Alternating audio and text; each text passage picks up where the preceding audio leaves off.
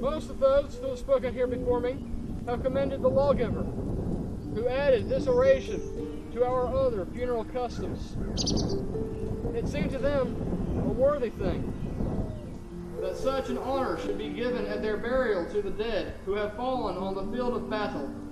But I should have preferred that when men's deeds have been brave, they should be honored in deed only, and with such an honor as this public funeral, which you are now witnessing. Then the reputation of many would not have been imperiled on the eloquence or want of eloquence of one, and their virtues believed or not as he spoke well or ill. For it is difficult to say neither too little nor too much, and even moderation is apt not to give the impression of truthfulness. The friend of the dead who knows the facts is likely to think that the words of the speaker fall short of his knowledge and of his wishes.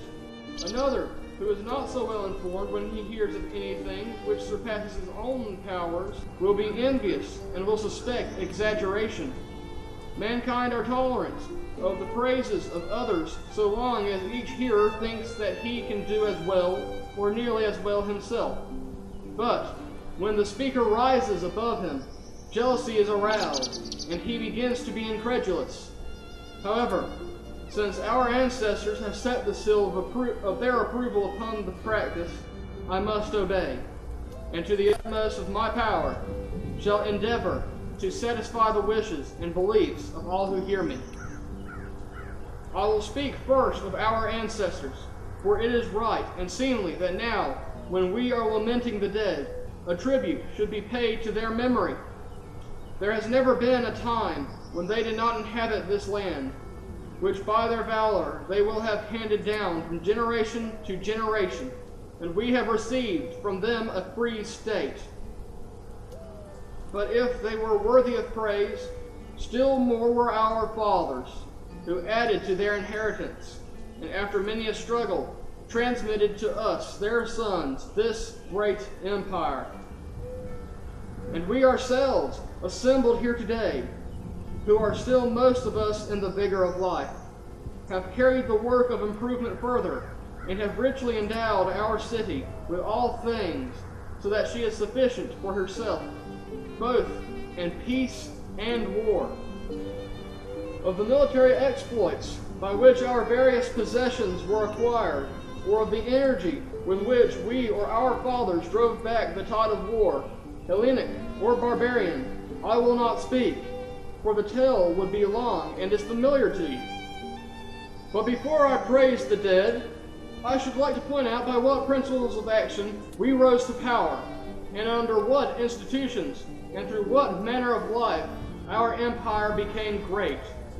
For I conceive that such thoughts are not unsuited to the occasion, and that this numerous assembly of citizens and strangers may profitably listen to them.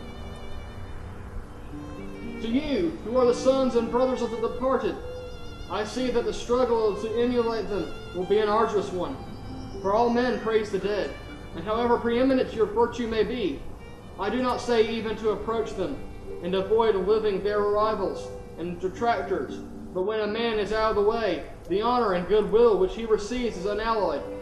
And, if I am to speak of womanly virtues to those of you who will henceforth be widows, let me sum them up in one short admonition. To a woman, not to show more weakness than is natural to her sex is a great glory, and not to be talked about for good or evil among men. Making use of such fitting words as I have, the tribute of deeds has been paid in part, for the dead have them in deeds, and it remains only that their children should be maintained at the public charge until they are grown up. This is the solid prize with which, as with a garland, Athens crowns her sons, living and dead, after a struggle like theirs. For where the rewards of virtue are greatest, there the noblest citizens are enlisted in the service of the state. And now, when you have duly lamented, everyone is on bed, you may depart.